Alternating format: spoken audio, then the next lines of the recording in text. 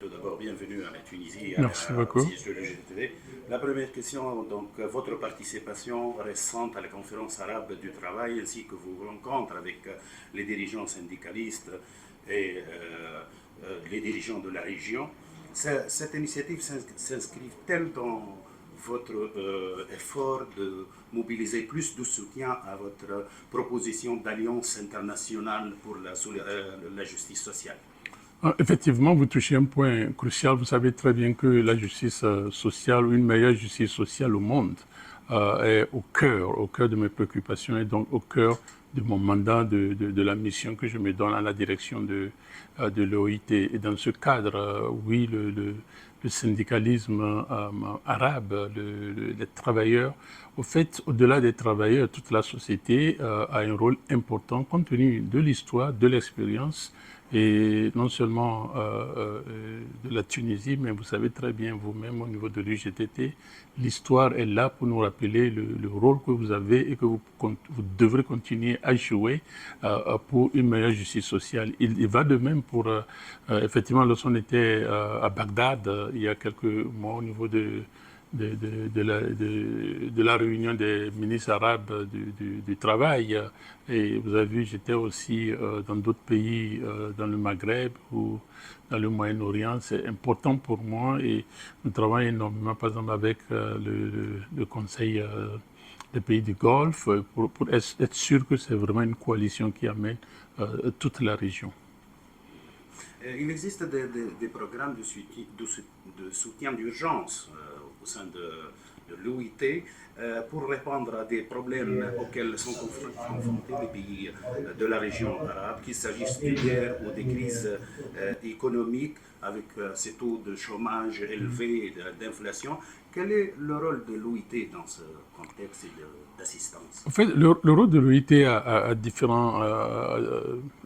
différentes dimensions, si je peux le dire ainsi.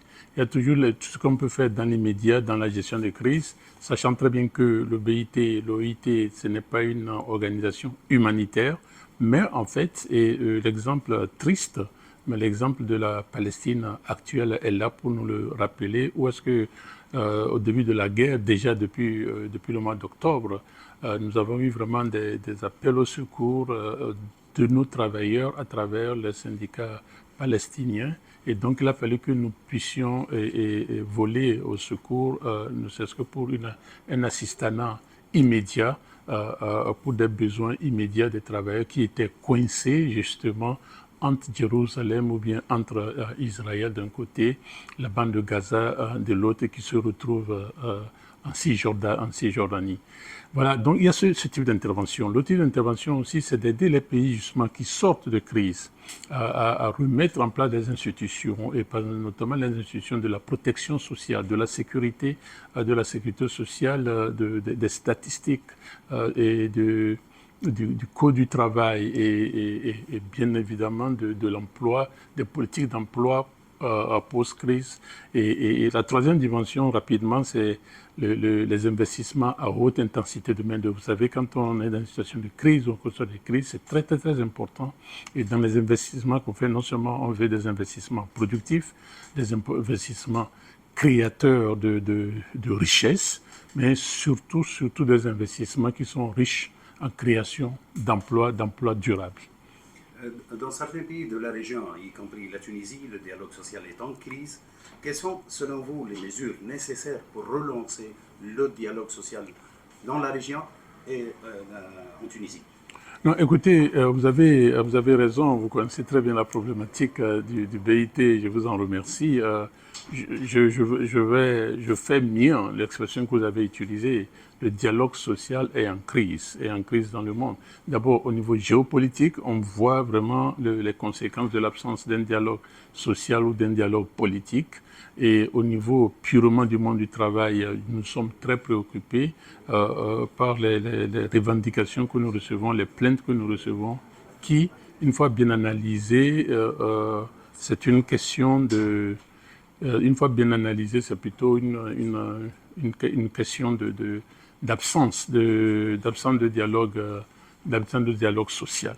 Et pour ce faire, c'est pour cela que nous nous insistons justement et nous passons notre temps à œuvrer pour mettre le tripartisme ensemble afin de réactiver, redynamiser le dialogue social. Et je pense c'est très, très, très possible. Nous allons continuer au niveau de la Tunisie et ailleurs. Nous allons continuer à travailler et avec les travailleurs, les employeurs. Et je vais rencontrer Outika demain et le gouvernement que nous rencontrons déjà depuis hier et encourager vraiment à ce qu'il y ait un renouveau dans le dynamisme du dialogue social. Une petite dernière question. Avec l'augmentation des violations des libertés et des droits syndicaux signalées récemment dans le comité des libertés et des droits syndicaux au sein de l'OIT, pensez-vous que le système de représentation tripartite de l'organisation est toujours en mesure de faire respecter ces droits dans les pays concernés et parvenir à consolider, à des consensus solides? Ah oui, c'est le statut même de l'existence. J'ai toujours dit l'existence, les deux raisons majeures de l'existence de l'OIT, d'abord, c'est l'établissement et la mise en œuvre, le suivi des normes. Et deuxièmement, c'est l'assistance aux États membres, aux partenaires sociaux, pour justement toujours trouver des solutions, des consensus pour une direction vers le futur. Et dans ce côté, c'est vrai que parfois il y a des frustrations. Parfois, nous avons des problèmes de travailleurs qui sont derrière les barreaux. Parfois, nous avons des pays où est-ce que des travailleurs dans l'exercice de leurs responsabilités syndicales ont été tués, il faut reconnaître. Et ça, c'est des préoccupations que nous avons. Et ça, je dois vous dire que de plus en plus, nous recevons aussi des plaintes des employeurs. En ce sens-là, donc, c'est une préoccupation.